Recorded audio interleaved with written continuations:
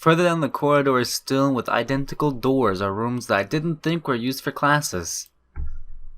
I guess the art room was not a classroom as such. I carefully push open the furthest door and peek in. It's a classroom, but it seems rather badly kept or not in use. Am I in the right place? Desks and chairs are all around the room, a thin layer of dust settled upon them. There are some easels in the corner, so at least it looks like they're in the right place.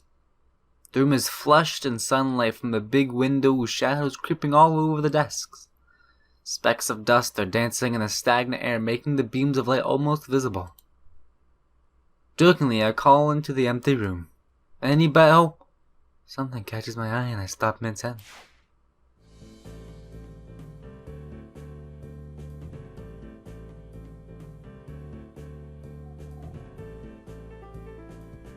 There are so many things weird about this picture right now.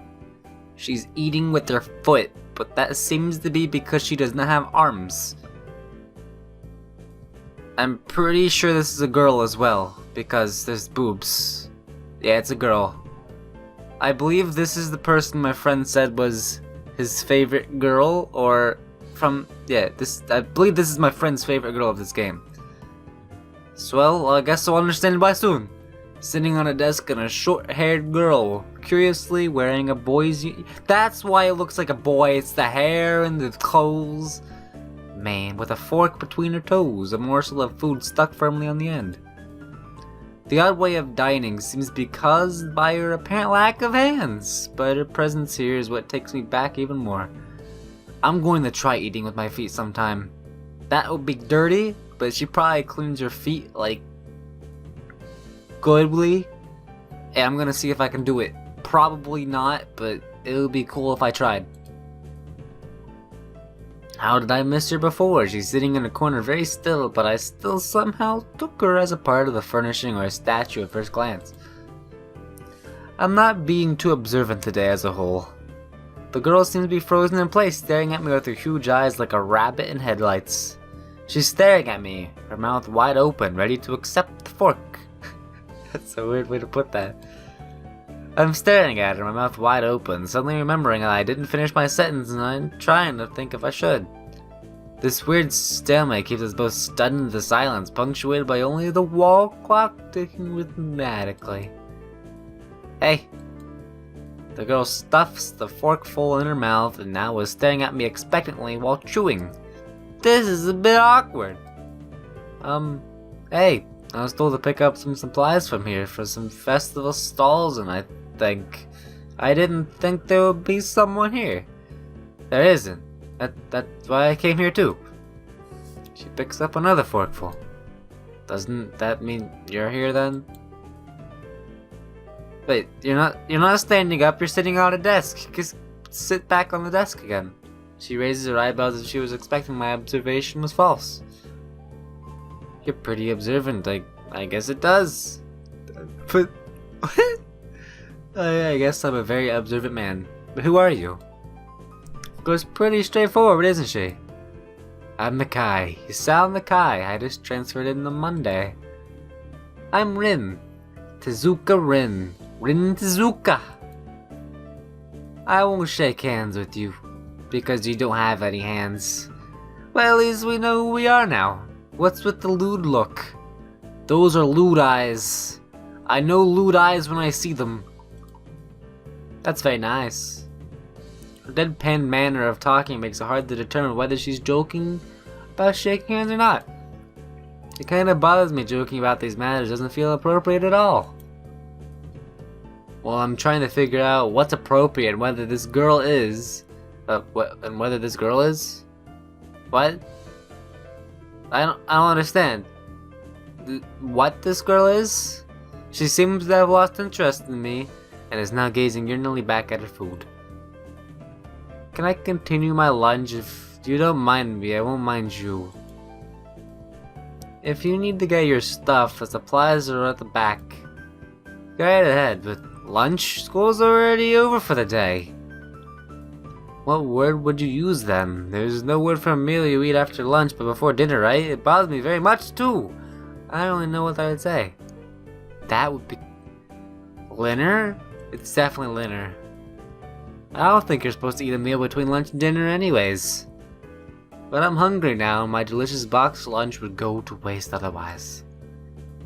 Or it could be like dunch. That just sounds weird. I have curry, it's very delicious. With much decisiveness, Rin once again picks up the fork between her toes, with at least as much politeness as she points it in a straight line at me. So Nakai, what brings you to this place? I just told you what brings me to this place. Like I said, to look for some things. No, the school. From outside you look fine. Is your problem inside? It's deep down inside. I come to a full stop, opening my mouth but not getting a word out. I can guess. I'm not good at guessing. Better than most people. Oh, I am good. I am good. Rin cuts me off before I can answer a question, or skirt around us somehow. I don't know which one I would have done. I have froze in front of this issue again. I haven't told anyone about my condition. Maybe it's only because it's just come up. I do get the feeling they're not making any issues with this part of the social code here, as the teacher said. I wonder if the people here could relate. Probably not any better than a normal person could. I can't relate to Shizune's in these circumstances, or Lily's either. Naturally, while I go on through this with my head, Rin keeps considering what my condition could be, with an overtly contemplative look on her face. She puts her fork between her lips and leans back, looking at the ceiling as if answer was written up there. A beam of light illuminates her face from the window side, creating a mask of dark shadow on the other side. I don't think it's anything in your head, and something in your guts would be boringly ordinary. Like this lunch of mine. And less delicious. The problem must be in your... What? No, I don't... No. This messed up Sherlock Holmes kind of statement, the sheer lack of tact was delivered and catching me completely off guard. I think about it real back even physically as real...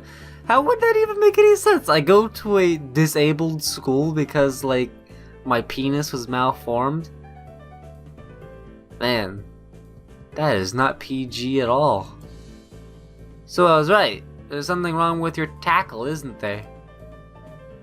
Still partially in shock, but recognizing the need to reply something, I spit out the first thing I could think of. No! I have a heart problem.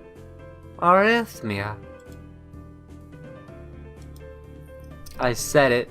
I did it! More like blurted it out, but I still said it. The girl in front of me purses her lips together and glowers at me. Glowers? Glowers? What does that even mean? Give me a second. I'm Googling this. I'm doing it. Glowers. Third person present. What?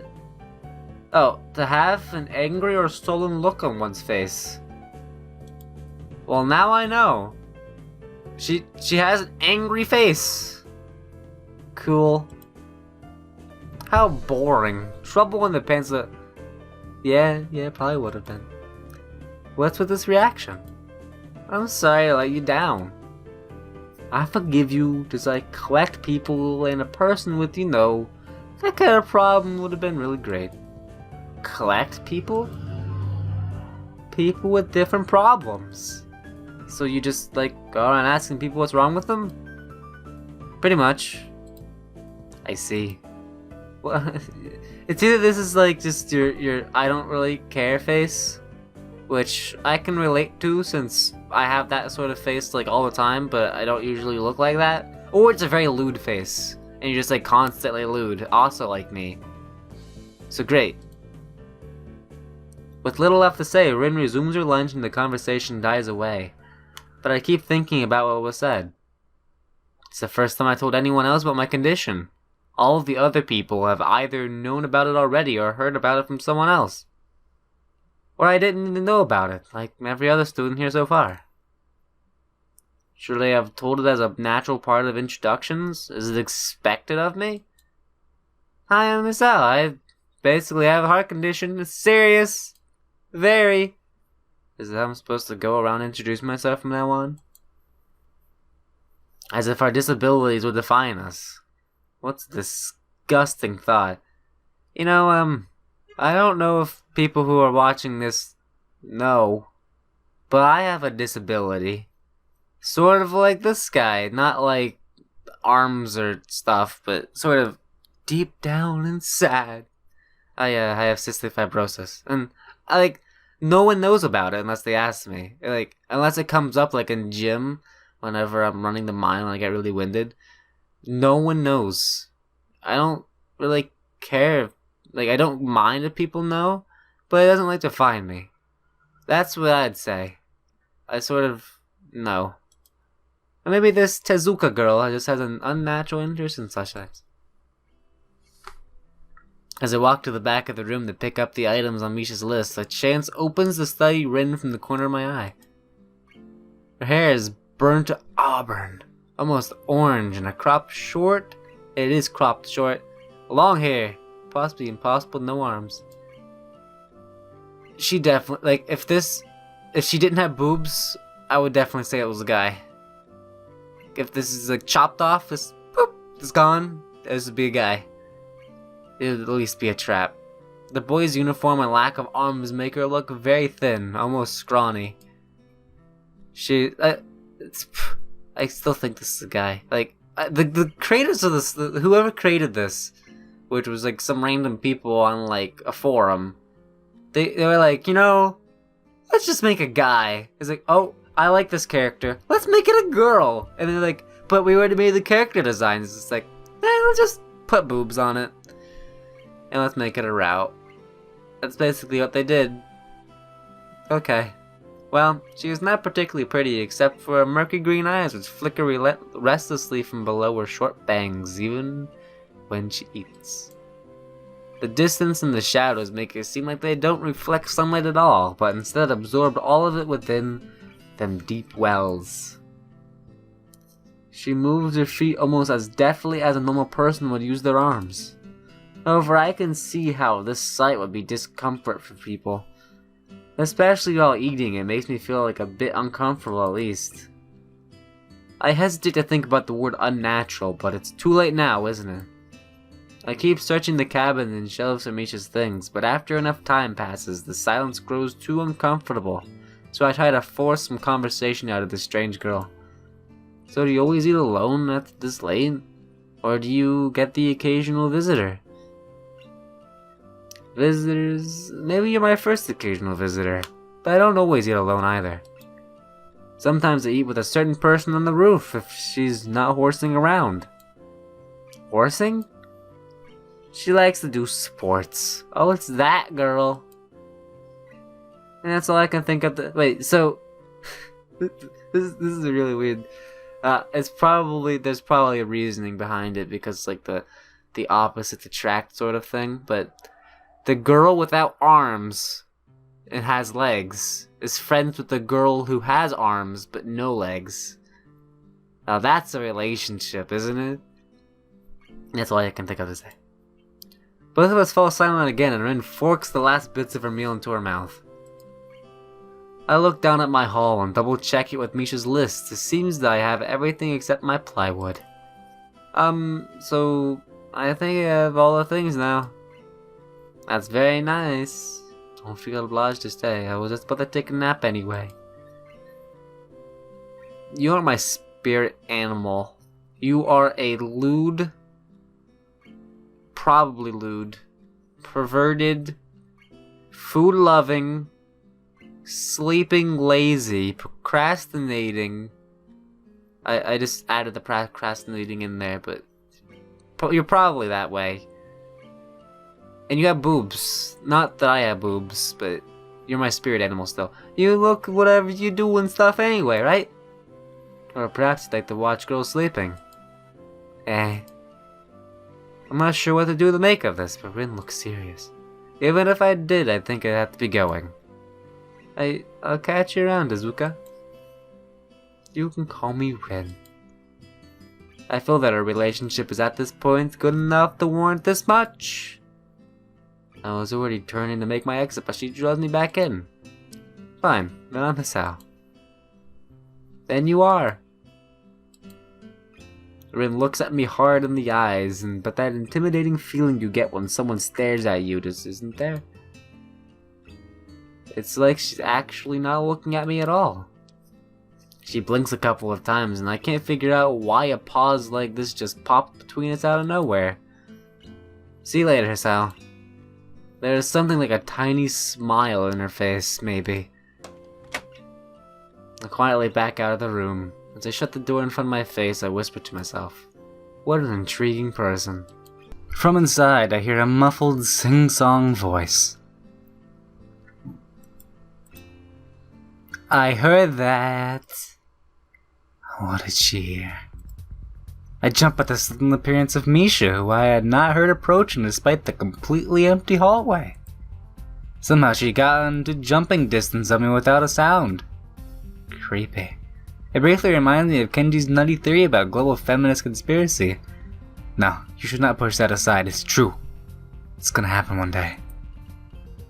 Oh hey, Shizune. Hey, Shizune standing slightly behind me, she looks aloof, as she couldn't have heard the remark that drew Misha's attention, but Misha visibly excited. No wait, more importantly, who is in there? There's no club meetings today. Ooh! She tries to curiously peek past me, even though the door prevents her from seeing anyways, even though. What are you doing here? Took so long that we had to come check what's wrong, that's no good, Hee-chan. She wags her finger at me scoldingly. I found plywood. Plywood! But everything else is missing because you were tardy. Oh, my bad. I got things here, just gonna bring them. I think you were just up to some mischief, Hee-chan. Who was in there with you, I wonder? Misha signed something quickly to Shizune, pointing at her own ear a couple of times. Shizune immediately pushes her way past me and opens the door into the classroom I just left. I can only imagine the shock she's experiencing. With Shizune's diligence and attitude, the insolence of daring to deface the school property by sleeping on top of it must be much to bear. And indeed, she stares at Rin, frozen in place apart from a slight but unnoticeable trembling of her shoulders from suppressed rage, I'm sure. Instead of blowing up, Shizune takes a few deep breaths, adjusts her glasses, and slams the door shut, turning the sign furiously at Misha. Wow, that was furious. And now she's blushing. Man, look at that. Full tsundere. Maybe she did blow up, but I can't understand it. She shoots a very loaded stare at me too, as if it was somehow my fault that Rin is sleeping on one of the tables. I hope she's not getting any funny ideas about the reasons of my tardiness. Hey! Rin's voice comes from the other side of the door, and it takes a few eye blinks to realize she might have trouble opening it. I open the door to find Rin directly behind her, looking at us with a half-interested, half-sleepy face. Like usual. Hey! Hey! Well... Miss Tekuzuka, what do you think you are doing? You're absolutely not positively permitted on school property for such disgraceful activity. It sure was very suddenly crowded in there. I don't know I was as popular. It's hard to say whether she's happy or unhappy about this turn of events. At any rate, she ignores Shizune and Misha's scolding, so they have no choice but to drop the issue. Shizune taps Misha's shoulder, points at Rin, and then makes some quick signs. Dots. Popularity aside, please don't do that no more. Anyway, how's your project going? Will it be done for the festival? Rin looks at them blankly, appearing at ease under the pressure Shizune's cold stare is putting on her. I keep wondering about that myself too. And... I'll think about it harder. As Misha signs her reply to Shizune, her face turns into an unsatisfied frown. Miss Tezuka, please try to take this seriously. It'll be a disaster if the wall looks like someone threw their lunch up on it. Rin nods assertively. We'll think more seriously. Misha actually giggles at that, but Shizune doesn't, not even after the translation. She just shakes her head and takes the materials from me and takes off with Misha and Tao. Rin frowns thoughtfully as she looks after the retreating student council duo. How rude. It's true though, I must finish the project before this weekend or there will be dire consequences. In the end of the world as we know it. Oh, I got it. It's the end of the world as we know it. Like weekends usually are, but more dire. Much more dire. Maybe I'll postpone my nap to unforeseen future. I'm about to ask what project she was and what these apocalyptic consequences, but she walks back into the art classroom, probably to fall asleep, pass out on another table. Since you have nothing to do, would you give me a hand? Well, I mean, sure. The paint doesn't fit in my bag, but I need it. She kicks lightly at a huge can of paint that's lying on the floor next to the table she was sitting and sleeping on. It lets out a dull clang. But the gentleman I am, I naturally pick it up. Heavy. Yeah, sure. Where do you need me to take it? Away. And with that, she takes off into the hallway, me and the paint can following, since there's little choice for either of us.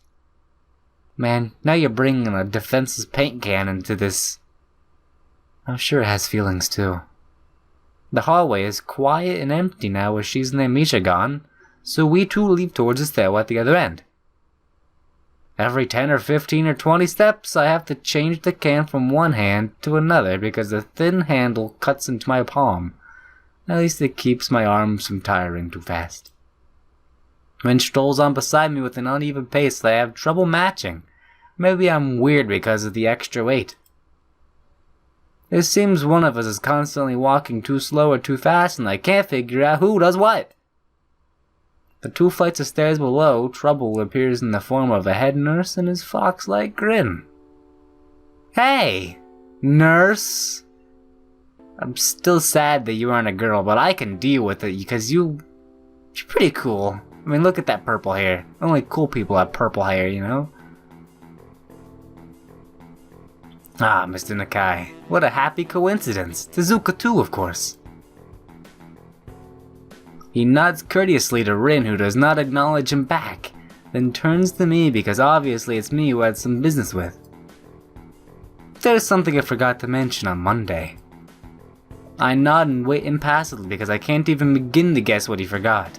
The feeling of the handle delving deeper into my skin does not make me feel enthusiastic about his interruption either. It's lay on the ground. It's like, boop, right on the ground. For now. It's about your medications. Since you haven't been that long on your current medications, there might be some unexpected side effects, which might require adjusting dosages or even changing to another kind of medication. So we will do a few tests regularly, but what I'd want for you is to keep an eye on everything in your condition that feels off, if you get what I mean. Nausea, headache, anything. Come see me if anything happens. Okay. So are you? You fine? I give up and drop the can. Exactly, you should have done that sploop, right in the ground, you know? Apparently this takes longer than my biceps can handle. I'm about to say something generic as an answer, but then I realize how often I've done that lately. Other people have asked me that too, teachers and students here, my parents, visitors, nurses, doctors at the hospital. Everyone seems to be concerned about that. It's natural for a hospital, not so much for a school. Except the school. This is a small school, and both the student base and the faculty team to be tightly knit. At least that's the feeling I'm getting. It is not the kind of school that's too often transfer students, people come here. The thought sends shivers up my spine, but I give a generic answer anyway. That's great. Oh, also one other thing. My sources tell me that you've been at another school, track, or not even the pool, so I'd like to know if you've taken up exercising as I asked. Of course I haven't, but this way of inquiring gives me the feeling that I should have been running off on the track since the very first day. You have people spying on me? Me, of all people? Not as such, I just happen to know a few people, but that's not the issue here, so don't try to slip out of it! Well, I was actually just doing some improvised weightlifting as an exercise. I pick up and lift the cane up and down a few times like a sad imitation of a bodybuilder, even though it's weighing down on my arms painfully. A stupid grin disappears from his face for a second and comes back like he was never even gone. Tezuka, would you give us a second? The nurse grabs me by the shoulder without waiting for Rin's permission, which he didn't need in the first place, and drags me aside. When I told you to exercise, I wasn't joking. I understand that you're still in your first week and all. Please don't ignore the importance of this. The reason I'm coming down this hard on you is that the habits are not easy to form. The more you slip and postpone, the harder it will be. It's the same with everything like dieting. Can you promise me to be more serious about this from now on? Yeah, I promise.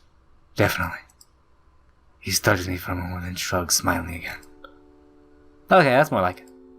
If you go to the school track tomorrow morning, you'll be a spy. I mean, my spy. Who probably has no qualms offering consultation if you want to jog a bit. Consultation? It's probably a girl, isn't it? See you around. He leaves with a wave of his hand and no answer, and I walk to Rin, who has been waiting idly leaning against the hallway wall and staring at a pale lighting fixtures in the ceiling. Even when I approach, he doesn't move her eyes off them. Are you getting medications for your heart thingy? Were you listening? It comes out more accusatory than I intended, accidentally lashing out on her. But even so, I don't really want to start talking about it. I just met her. I don't know her. That's not their business. The nurse seems to be happily ignorant about confidentiality too, talking about that kind of thing in public. But it's not Rin's fault, is it? I look up at her, suddenly feeling a bit guilty, but Rin is just staring past my shoulder quizzically, her head tilted like a bird's. I don't know why this is so hard for me. This feels like there's an inexplicable lock that prevents me from being more upfront about this. Yeah. My heart thingy. Will they make you feel better? No. Probably not, really. It's making me a little less worse. Rin keeps looking at me for a while longer, and she neither says anything further nor displays any kind of emotion that I could discern. I'm thankful that she doesn't. I think I'm quite used to it. I'm not quite used to this. At the hospital, it was easy, but I haven't sorted my feelings about having to live a normal life with this disability.